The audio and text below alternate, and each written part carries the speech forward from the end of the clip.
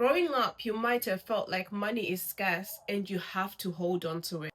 Hi, good people. I'm Tariro, also known as the Finance Mummy. I'm a finance mentor, a tax professional, a mom, and I'm here to help the woman who carries the family. Because let's be honest, we are the budgeters, the planners, the one who's making sure that everyone is okay, even when we're running empty ourselves. But here's the thing.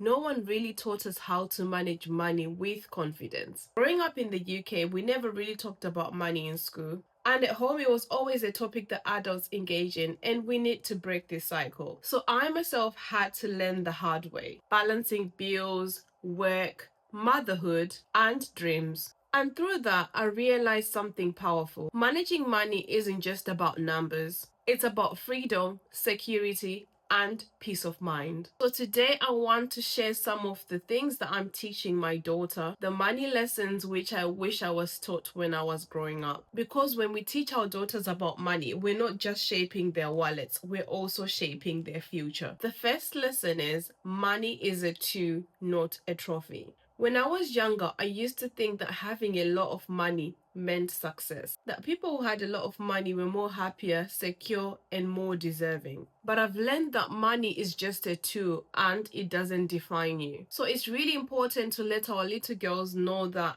their worth is not in their wallet, it's in their values.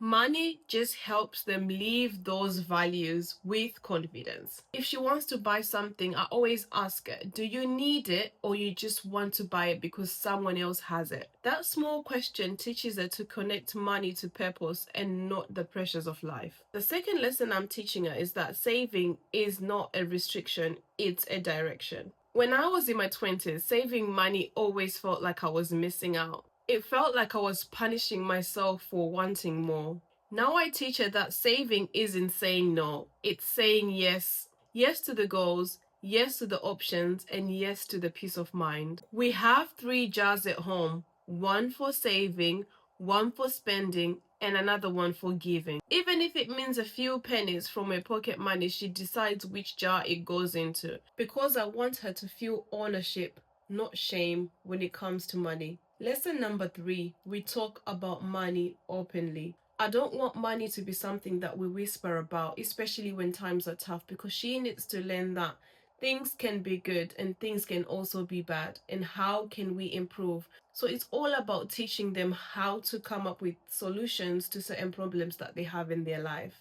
I want my daughter to know that we can talk about budgeting, we can talk about tax, we can talk about credit, so that she knows how she can navigate around these areas of finance as she grows up. If she doesn't understand something, I prefer that we talk about it instead of her making mistakes that I've made in life, and yet I'm here as a tool to actually train her to manage her finances well. So for example, if we're planning a holiday, she sees the process of us saving up for it, budgeting, planning the whole trip, paying for the trip, so she understands how much money it costs for her to go on holiday. It has also helped her to appreciate all of the things that we do for her. When we normalize money conversations, we raise confident, capable women. The fourth lesson is start small, but start. When I first decided to take control of my finances, I thought that I had to have a lot of money before I started saving or even investing. But the truth is, you don't always need a lot of money to start, but all you need is a plan. That's why I'm teaching her to start where she is with however much that she has. She's growing up knowing that £1 saved is one step towards freedom.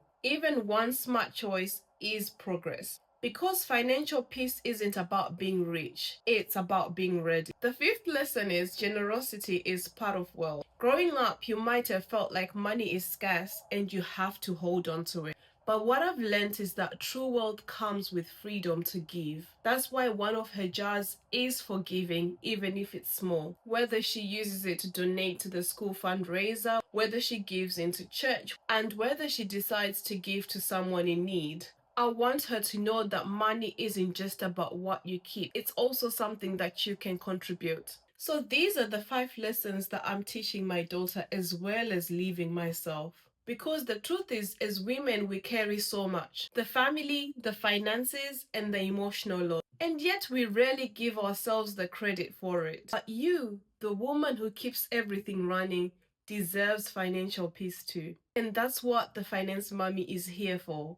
To help you build calm, confident wealth, one small intentional step at a time. If this video resonated with you, like, subscribe, and share with another woman who carries the family. Also tell me in the comments section which lesson you also wish you had learned earlier.